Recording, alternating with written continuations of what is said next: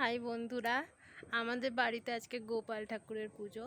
মানে আমার ছোট্ট গোপু আছে, তো তাকেই পুজো করার জন্য আমি সকাল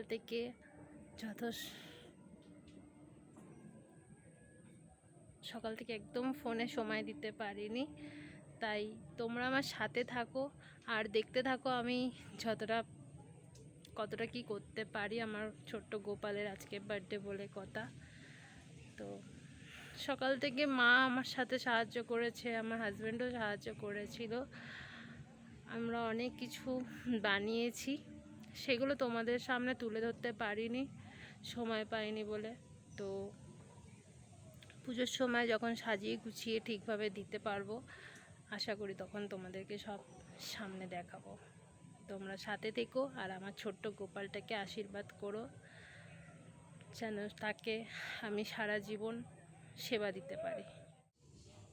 জানি না কতটা কি করতে পেরেছি ওর জন্য, কিন্তু আমি যতটা পেরেছি চেষ্টা করেছি। দেখেছো আমার গোপাল বাবাকে?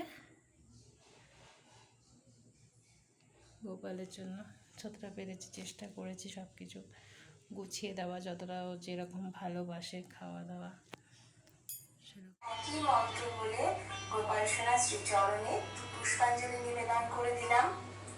3 বার একই মন্ত্র বলে পুষ্পাঞ্জলি নিবেদন করে দিতে হবে। দিলাম।